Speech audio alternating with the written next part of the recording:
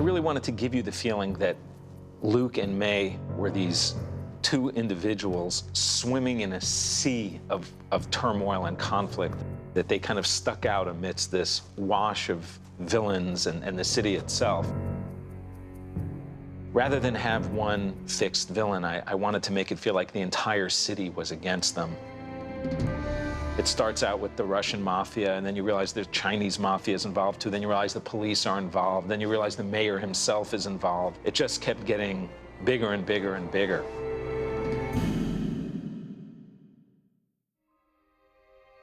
There was this just terrific moment in the 70s where people like Sidney Lumet were making movies in New York, and there was this great group of New York character actors that would appear in movies and that gave the movie such a feeling of authenticity and such a vibe. This film has a pretty broad tapestry of characters, all of whom have a limited number of scenes to make a very strong impression. They kind of have their big scene in the beginning or at the middle and then at the end. So you need to find a really great cast of supporting actors who can make an impression fast, give a characterization that isn't a cartoon, but has a kind of an iconic flavor to it in short, impressionistic strokes. 什么？我什么都没说。你在说谎！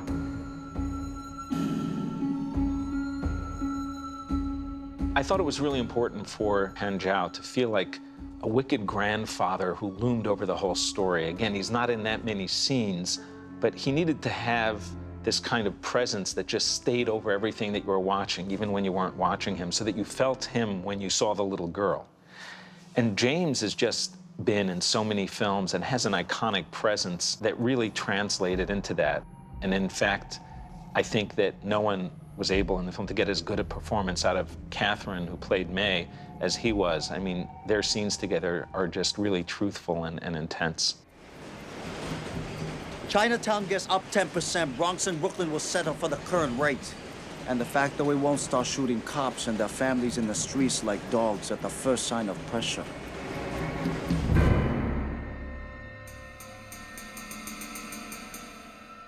Reggie Lee, for me, just watching him work was a pleasure.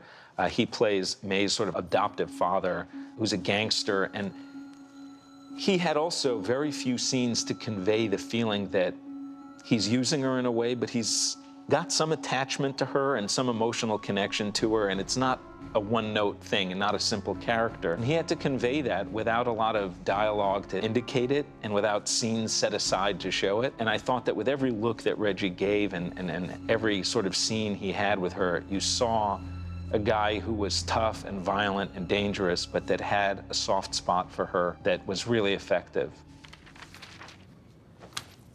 For the last time, give me the numbers. Sandor plays Emil Dochesky, who's the main Russian mobster, and since he is more connected to the Jason Statham character, I didn't think it was as important for his character to have that kind of fairy tale quality that Han Zhao had to have because of his relationship to the little girl. I wanted him to have a more bearish and kind of frightening physical presence. He just really brought an authenticity and a reality to that part that works just terrific. Shemyakin is the killer, the hitman, who's sort of training Joe Sikora's character. In one of the moves that I feel sort of pulls the rug out a little bit from the traditional action framework, he is responsible for Luke's wife dying, and I usually you would expect that character to be sort of the big villain that you save for some horrible fate at the end. And instead, he's disposed of in the first action scene of the film.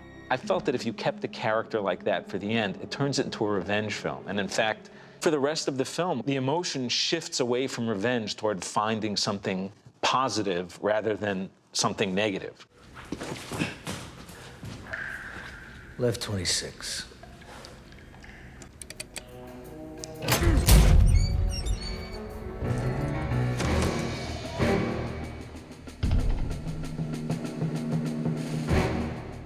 Robert Burke's a great New York character actor. He's been in television and movies for the last 30 years. Captain Wolf is actually the third lead in the film. You might not notice it because it just kind of works its way in there. He's a character that's always kind of trying to get the brass ring that's just outside of his grasp, and he's devious and smart, but not smart enough. And he's a little bit funny, but mostly he's suffering from his ambition and his lack of ability to reach what he wants to reach. And I thought that you needed someone that could convey that sense of danger and physical presence that people would respect, but also convey the slight humor in being a little bit behind the eight ball. And Robert was really able to capture that. I think he's a real presence, and he sort of really grounds the cops that are around him and that are Luke's other group of antagonistic family members. You think Luke was just one of your cops? When I put together your team, I knew it needed an edge no ordinary detectives could give me. Something surgical. A week later, they sent Luke right. It was important for me for the film to have an improvisational feeling that you're uncovering new information. And so partway through the film, maybe halfway through the film, you bring in the mayor, who's played by Chris Sarandon, who is a great character actor as well, and memorable, of course, from his incredible turn in Dog Day Afternoon. He also, kind of brought some of those old films and our memories of those films back into this film, which is something that I really wanted. In an unusual move, we don't even really realize that the main villain of the piece is what appears to be his doorman, played by Anson Mount, who essentially really establishes himself only in the last 10 or 15 minutes of the film. It's also an establishing of a character that you realize opens up a new world that Luke was involved with and a kind of a new dimension to his character. So as the film goes, we just keep seeing more and more and more about what he was involved with and how it plays out. You had the disc and the money. What is she to you? Life. I think that when you're making a film with a lot of characters, that there is a challenge in terms of keeping people's attention moving in the right direction. I think that the way you deal with something like that is to create a really strong emotional dynamic between the main character and whatever else is happening and whoever else is in the scene. And if you succeed, I think you can really create a tapestry that works.